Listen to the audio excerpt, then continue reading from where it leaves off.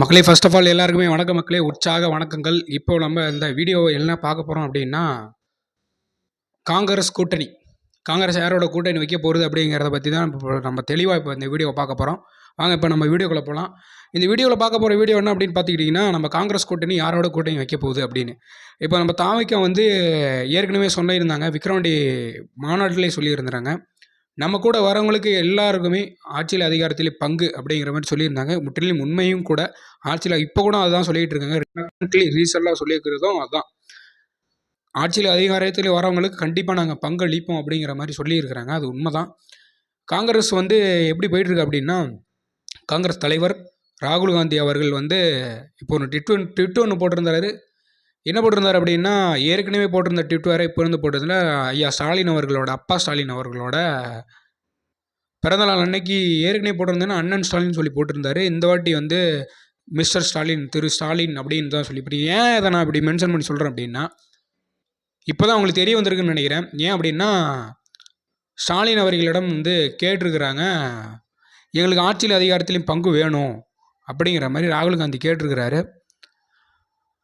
அப்படி ஒரு கேட்ட சூழ்நிலையில் என்ன நடந்திருக்குது அப்படின்னா, அவர் ஐயா ஸ்டாலின் அவர்கள் வந்து அப்பா ஸ்டாலின் அவர்கள் வந்து ஆட்சியில் அதிகாரத்திலாம் பங்கு தர முடியாது அப்படிங்கிற மாதிரி ஓப்பன் டாக்காக சொல்லலை, மறைமுகமாக சொல்லிட்டார்.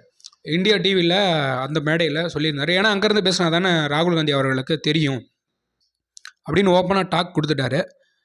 ஓப்பனான டாக் கிடையாது, மறைமுகமான டாக்கு கொடுத்துருந்தாரு. இந்த ஒரு சூழ்நிலையில் மறைமுகமாக தாவைக்கா வந்து ஆதவ அர்ஜுனன் வந்து பேசியிருக்கிறாருன்னு ஒரு நியூஸ் வந்து தெரிய வந்திருக்குது. கூட்டணி சார்ந்து வந்து பேசிகிட்டு இருக்கிறதா வந்து தகவல் வந்திருக்குது. காங்கிரஸ் கூட கூட்டணி அப்படிங்கிற மாதிரி தகவல் வந்திருக்குது. எந்தளவுக்கு உண்மைன்னு தெரியல. கண்டிப்பாக கூட்டணி வரும்போது கண்டிப்பாக எல்லாருக்குமே தெரியும்.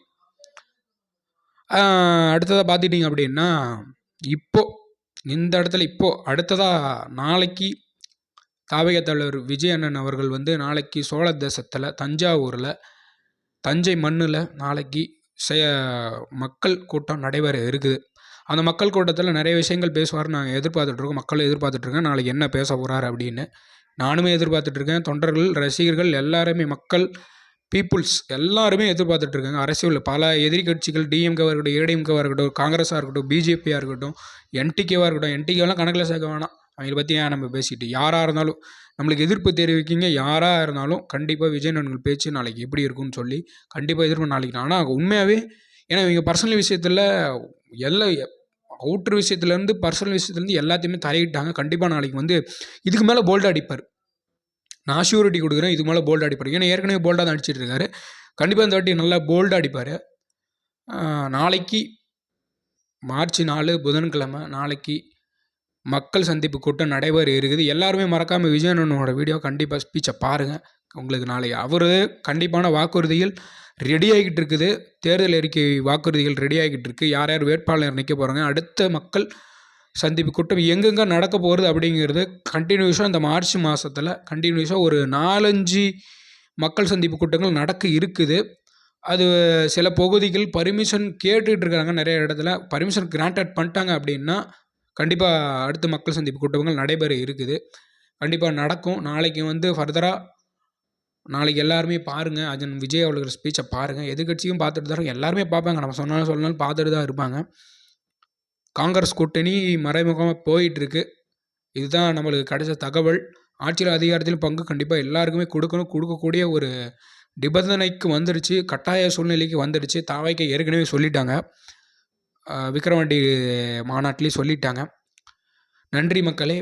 ஃபர்தராக நம்ம சேனலை ஃபாலோ பண்ணாதவங்க ஃபாலோ பண்ணிங்க, சப்ஸ்கிரைப் பண்ணிக்கோங்க, பெல் பட்டன் கிளிக் பண்ணிக்குவாங்க. அப்போ தான் நம்ம போடுற வீடியோ தொடர்ந்து உங்களுக்கு வந்து சேரும். அரசியல் உண்மைகளை மட்டும் பேசிக்கிற வீடியோ உங்களுக்கு வந்து சேரும். தொடர்ந்து சப்போர்ட் கொடுங்க மக்களே.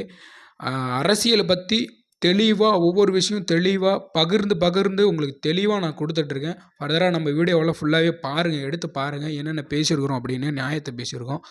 எடுத்து பாருங்கள். நன்றி மக்களே, நன்றி.